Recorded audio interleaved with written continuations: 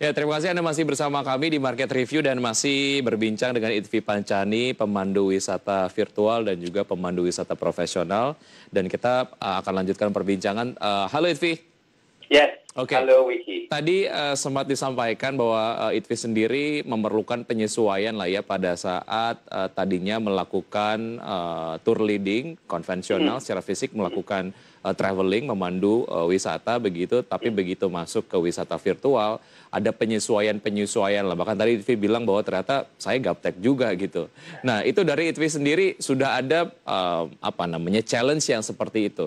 Di sisi market sendiri ataupun di sisi segmen lah, tentunya juga perlu waktu untuk disosialisasikan, dipromosikan seperti apa bentuk wisata baru ini gitu ya. Nah itu gimana ceritanya waktu itu Itvi? Susah gampang sebetulnya untuk bisa memperkenalkan virtual tour ini gitu, karena banyak orang yang menganggap bahwa ini satu konsep yang aneh, yang ngapain sih kita tapi secara virtual, kita mending YouTube aja. Gratis gitu. Sedangkan kami sebetulnya kan menjadikan virtual itu sebagai ikhtiar untuk di satu sisi kita bisa tetap dapat income, sisi lain kita tetap mengibarkan semangat wisata, sisi lain juga kita sebenarnya berbagi gitu kan, wawasan, ilmu pengetahuan dan lain sebagainya gitu. Nah itu nggak gampang. Mau kita promosi jujur lewat sosial media gitu, kemudian itu semua kita pergunakan lah ya dari mulut ke mulut ya. Rekomendasi dari rekan-rekan siapapun juga, tapi ya untuk bisa menggrab atensi itu nggak mudah karena buat orang nggak dapat feel-nya gitu kalau kita virtual, emang nggak bisa dibandingin sih itu. Kalau Apple to Apple itu dua hal yang sangat berbeda gitu, tapi pada akhirnya oke, kita mencoba untuk mengajak orang-orang untuk coba aja dulu gitu kan. Ada yang berkonsep pay as you wish, itu salah satu cara yang seksi untuk menggrab atensi dari pesertanya gitu ya. Kalau emang mereka nggak suka, mereka as simple as just click leave button, udah pergi gitu kan ya. Tapi buat mereka yang pada akhirnya merasa bahwa ini satu hal yang baru, kenapa kita nggak coba untuk mencoba, ada rasa penasaran, ada rasa keterikatan di situ, karena virtual tour itu nggak semata-mata kita sebagai pemandunya, kalau saya sendiri sih, nggak hanya monolog, tapi berupa ada dialognya, ada interaksinya, kita bikin gimmick-gimmick, interaksinya melalui ada trivia quiz, dengan storytelling dibikin, sebagus mungkin, secara visual sebagus mungkin, secara storytelling sebagus mungkin, jadi kita memanjakan para pesertanya visually sama audio, secara audio juga gitu. Dan itu insya Allah bisa kayak membuat mereka pada akhirnya ke hook, dan menjadikan mereka repeaters, dan mereka kemudian akhirnya membuat testimoni di sosial media, mereka Insta story, mereka juga bikin apapun juga gitu ya, dan pada akhirnya kayak bikin orang-orang seputaran pertemanan mereka, ini apa ya, gue ikutan dan disitulah akhirnya mulai dapat, sampai pada akhirnya ternyata saya itu memang ternyata dibutuhkan buat anak-anak Indonesia. Ketika membuat segmen yang anak-anak, lebih mereka ternyata punya atensi yang lebih besar lagi terhadap di virtual tour ini, karena buat mereka ini menjadikan sebagai ini ngedongeng tapi ada unsur virtual tour, ini satu hal yang baru karena udah mulai bosan belajar dengan daring itu. Iya. Ada inspirasi bisnis ataupun mungkin ada blessing in disguise lah ya, ketika kemudian kondisi yang sulit membuat Itvi melakukan penyesuaian bisnis sampai akhirnya menemukan satu segmen yang cukup menarik juga dan kayaknya potensial kalau memang dieksplor. Tadi Itvi sampaikan bahwa nggak bisa disamain berwisata konvensional, melakukan perjalanan secara fisik, dan juga berwisata virtual. Karena pengalamannya beda, experience-nya beda. Apa yang dilakukan oleh Itvi supaya setidaknya experience-nya menyamai lah gitu, nggak menyamai juga lah, mendekati gitu. Apa yang dilakukan? Yang dilakukan adalah mengkombinasikan media yang ada dengan semua keterbatasan ala kadarnya sebetulnya ya. Dengan menggunakan tadi ada Google Earth, kita buat berimajinasi. Kalau kami yang pernah menjadi penyiar radio punya konsep theater of mind. Kita buat konsep theater of mind itu kita aplikasikan dalam dunia virtual trip ini, virtual picnic ini. Kita ajak mereka seolah-olah mereka sedang masuki ke sebuah perjalanan sesungguhnya. Kita tuntun mereka dengan Google Earth, kita tuntun mereka dengan Google Street View gitu. Setelah kita jalan kaki yuk. Terus seolah-olah kalau kita mau naik kereta, saya tampilkan di situ video kereta. Kita buka pintunya, terus kita masuk, ada audionya. Jadi dengan konsep kita diajak untuk masuk ke dunia imajinasi dengan juga kekuatan storytelling yang membuat mereka pada akhirnya merasa bahwa ini adalah satu hal yang seolah-olah real meskipun tidak real. Itu salah satu konsep yang membuat membuat pada akhirnya mungkin orang bisa merasakan, oh ini sensasi virtual tour ini, oh ternyata pengalamannya cukup menarik, dan pada akhirnya mereka datang lagi dan lagi. Iya. Saya cukup salut dengan kegiatan wisata virtual ini karena betul-betul memerlukan skill yang luar biasa, above the level gitu ya. Cara storytellingnya harus beyond. Kemudian diksinya, pemilihan kata-kata yang disampaikan kepada segmennya ataupun mungkin peserta wisata virtualnya juga harus betul-betul dipikirkan sedemikian rupa supaya mereka betul-betul mengalami experience yang cukup mendekati lah seperti wisata virtual. Iya. Belum lagi mungkin kalau virtual tournya kita punya segmennya adalah kaum tunanetra. Mereka nggak bisa baca, mereka nggak bisa melihat, tapi mereka bisa mendengar. Itu adalah satu hal yang saya lakukan and I did it. Itu nggak gampang. Buat orang biasa aja nggak gampang, apalagi buat mereka. Ya, itu gimana tuh, Vi? Cara yang dilakukan oleh ITV untuk kemudian bisa membuat segmen yang spesifik ini dapat mendapatkan experience yang sama seperti market yang lain.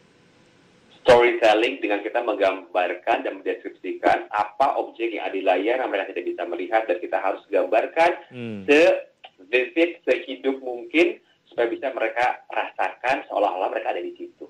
Supaya mereka bisa mengakses cerita itu, bisa mengakses gambar itu tanpa mereka bisa melihat.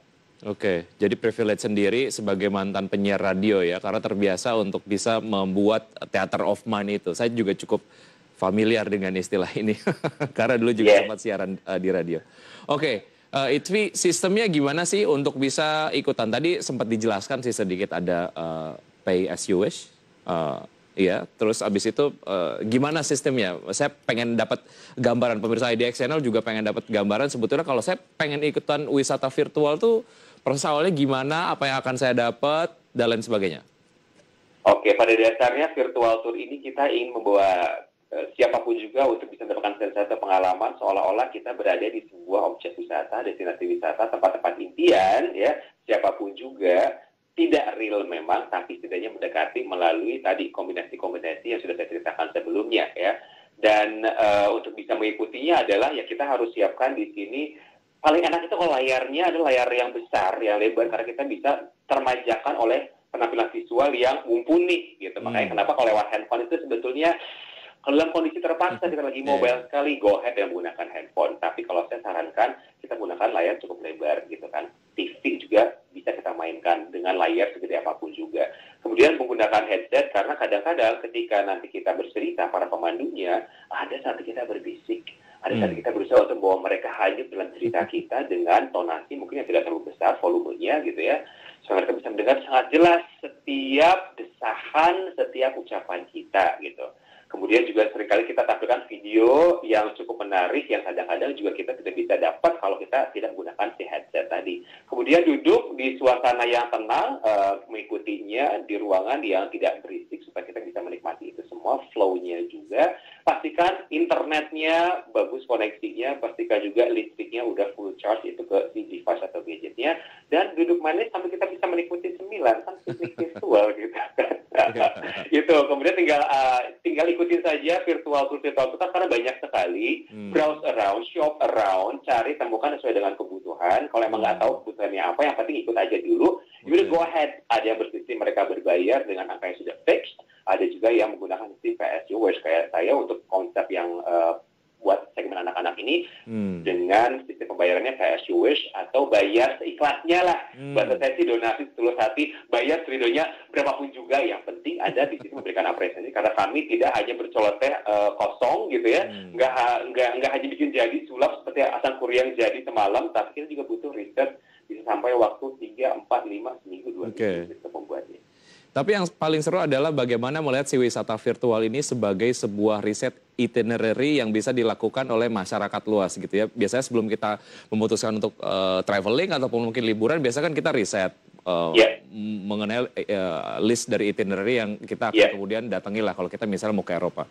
Tapi misalnya ketika mengikuti virtual tour yang diadakan oleh ITV dan juga teman-teman gitu, risetnya ada experience lain gitu ya. Oh ternyata setidaknya kalau riset biasa googling aja tidak ada experience audio visual, ya oke, informasinya dapat, tapi ya itu tidak ada experience yang kayaknya cukup menggambarkan bagaimana sebetulnya jika nanti betul-betul melakukan berwisata secara fisik. Iya betul.